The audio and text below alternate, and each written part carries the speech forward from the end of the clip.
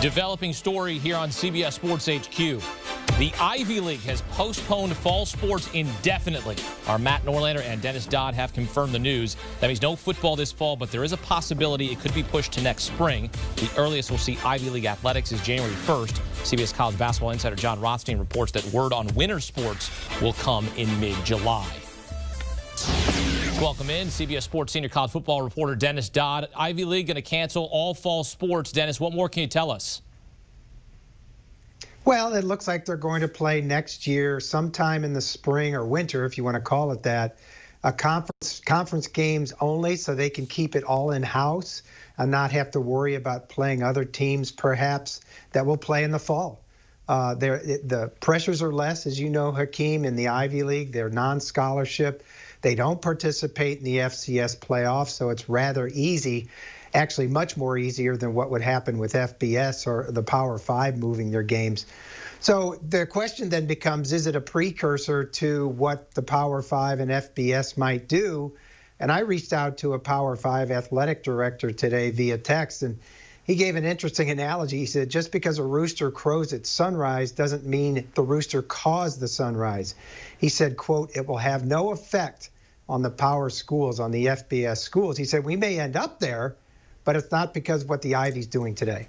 I'm curious in terms of other conferences, might they follow what the Ivy League is doing in postponing fall sports?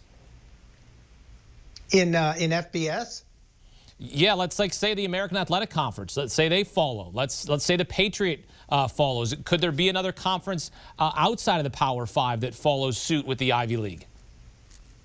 You know, right now I wouldn't be surprised at anything. As long as you can keep it in-house with conference games only, that is possible, I suppose, if you're only playing 8 or 9 games. But, you know, there are TV considerations to think of here. I think one of the big considerations, if they go to the spring, Hakeem, is there's going to have to be a massive renegotiations of these rights.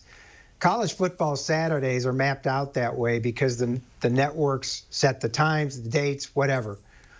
Going into the spring, they'd be going head-to-head on a lot of Saturdays with about 5 sports: college basketball, NBA, golf, NHL, what have you. And that's going to reduce the value of college football on television. So if anybody goes outside the loop to do that, that's going to be really interesting, and they'd have to play conference games only.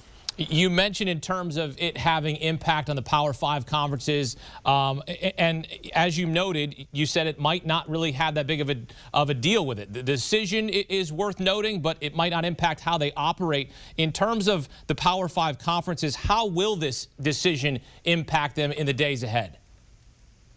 I don't think it will. As I wrote earlier in the week, we are now in July, and we'll know one way or the other how these schools and commissioners are thinking by the end of July.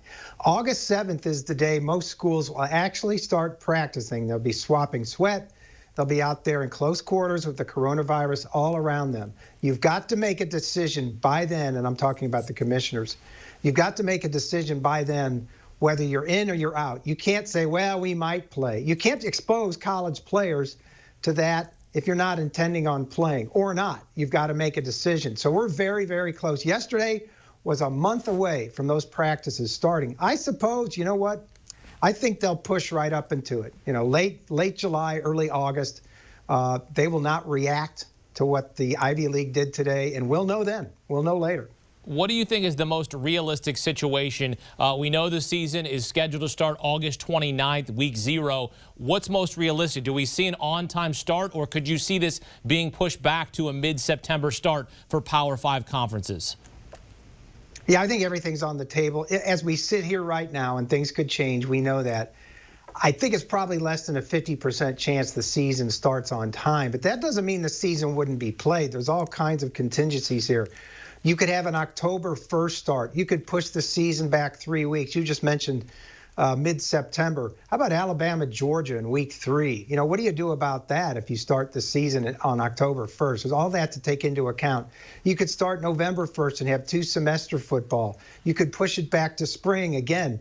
And play next year, then you run into the problem with 2 seasons in 1 year. I've already heard somebody's throwing out there, you play 2 10-game seasons in 2021 to try to reduce the load on the student athletes. So all that's possible out there. They still got options. This is not like being backed into a corner for FBS. They still got options, but they need the climate around the virus to improve.